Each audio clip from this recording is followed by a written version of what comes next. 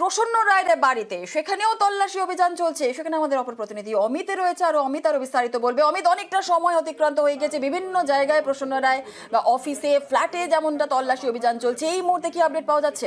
অযোগ্যদের চাকরি পাইয়ে দিতে টাকার বিনিময় একেবারে সামনের সারিতে দাঁড়িয়ে সে দেখো, প্রায় 4.5 ঘন্টা ইতিমধ্যে সম্পন্ন হয়েছে। সেই 4.5 ঘন্টা কিন্তু প্রায় বলা যেতে পারে বলাকা আবাসনের B6 যে অ্যাপার্টমেন্ট, সেই অ্যাপার্টমেন্টের যে 3 তলায় প্রসন্ন রায়ের ফ্ল্যাট রয়েছে, সেই ফ্ল্যাটে কিন্তু ঢুকতে পারেননি, কারণ ফ্ল্যাটটি তালাবন্ধ অবস্থায় রয়েছে।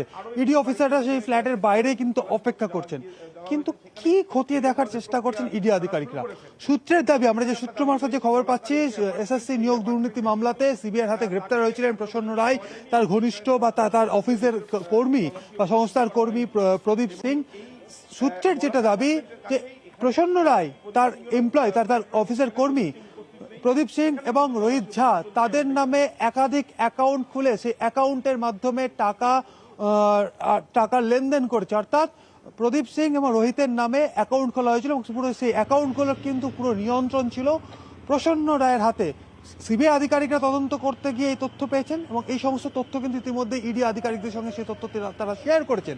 ইডি আধিকারিকরা খতিয়ে দেখার চেষ্টা করছেন যে কটি অ্যাকাউন্টের মাধ্যমে আর্থিক লেনদেন হয়েছে, সে সমস্ত টাকা কোথায় পৌঁছেছিল, কোন কোন ক্ষেত্রে বিনিয়োগ হয়েছিল এবং এই অ্যাকাউন্টগুলিকে কিভাবে ব্যবহার করেছেন প্রসন্ন রায়, এবং সেই অ্যাকাউন্টগুলির মাধ্যমে কার কার কাছে টাকা বা আর্থিক লেনদেন হয়েছে। কারণ বারবার উঠে এসছে যে অভিযোগ, অযোগ্য চাকরি প্রার্থীদের চাকরি পাইয়ে দেওয়ার বিনিময়ে আর্থিক লেনদেন হয়েছে। এবং এই প্রসন্ন রায়, যিনি তৎকালীন শিক্ষামন্ত্রী পার্থ চট্টোপাধ্যায়ের অত্যন্ত ঘনিষ্ঠ এবং পার্থ চট্টোপাধ্যায়ের এজেন্ট হিসেবে প্রসন্ন রায় কাজ করতেন, এই বিষয়টিও কিন্তু একাধিকবার সিবিআইয়ের তরফে আদালতে কিন্তু অভিযোগ হিসেবে বলা হয়েছিল। এবং এই প্রসন্ন রায় এই র্যাকেট চালানোর জন্য ব্যবহার করেছিলেন তারই সংস্থার কর্মী রোহিত ঝা এবং প্রদীপকে।